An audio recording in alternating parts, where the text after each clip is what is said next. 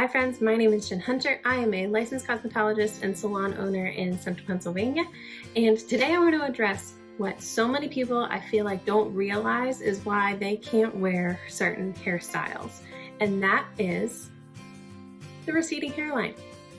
So a long time ago when braid crowns and like braiding your bangs and stuff became popular, I just couldn't figure out why I couldn't pull off those styles and why it wasn't working for me and why it just didn't look the same on my head and my face as it did on other people. So I want to show you just some things that I've learned since then to style my hair in a way that is a little bit more flattering with that kind of hairline.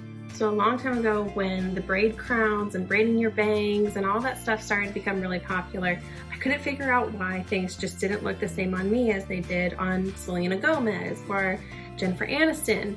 And I finally figured out it's because they have these beautiful rounded hairlines that fall just perfectly around their face. Now, not to say that your hairline isn't perfect too if it is receding a little bit or has more of like a square shape like mine, but it just means that you can't really pull off those styles exactly, or you have to alter how you style your hair just a little bit. I think I realized this most when a friend of mine and I got cornrows when we were on a trip in Mexico, and she had the same pattern as I did on my head with the cornrows, but when the hairstylist went to braid my braids from here to here, because we had like a design that was going back our heads, she had to literally stop gathering hair and jump from this section to this section, and I had like a loose braid with my cornrows, and I was like, I think I have a receding hairline. First and foremost, you gotta be careful with the side part.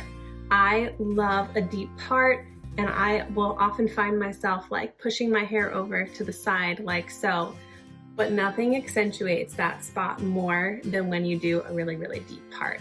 So a little trick that I've learned, especially if you have thin hair, I have a lot of hair, but it's just really, really thin. And so if I do too deep of a part, I feel like I've lost all of the hair on this side of my head and I have so much over here. But if you angle it right, if you part it right, you can still feel full over here while still feeling like you have a deep part in your hair. And that is simply, I just use the back of a bobby pin. Go from where your receding hairline comes up to and part diagonally towards the middle of your head.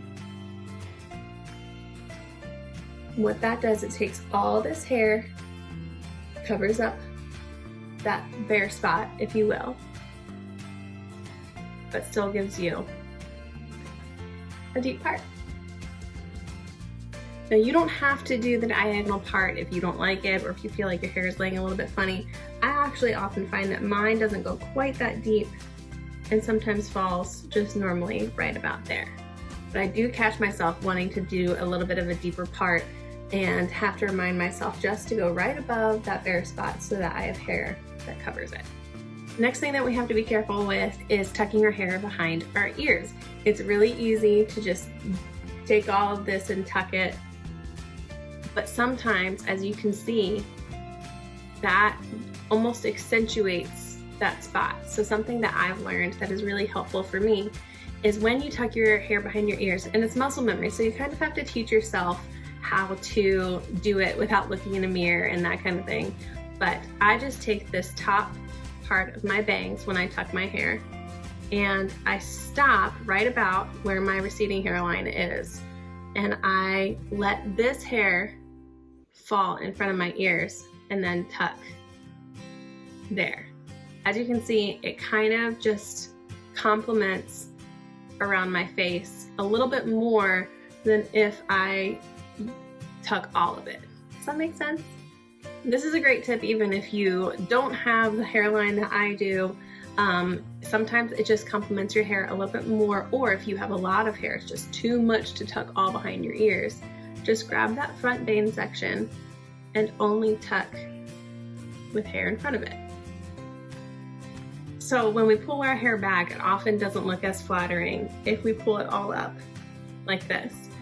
There's a couple little things that can help with that. A lot of times you can pull little tendrils down, curl them away from your face. If you like to leave a lot more down, you can leave whole sections down, and that covers up your hairline. But I found the most flattering way for me to pull my hair back without accentuating my hairline is just to simply go sideways and then back. So when I pull my hair back, I pull it down and then up, making sure that I can still pull a little bit of looseness around my hairline. The last little tip that I have for you today is with the top knot. I love a top knot. I think they're so cute, but I felt like I could never pull them off because whenever I go to pull up the top half of my hair, I feel like I am just putting a big arrow to my hairline. So a little thing that I've learned is just to come in just a little bit, enough to let some hair fall.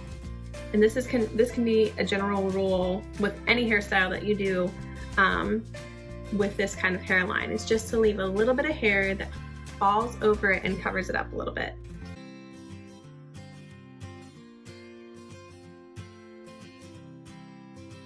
And then I can do my top knot.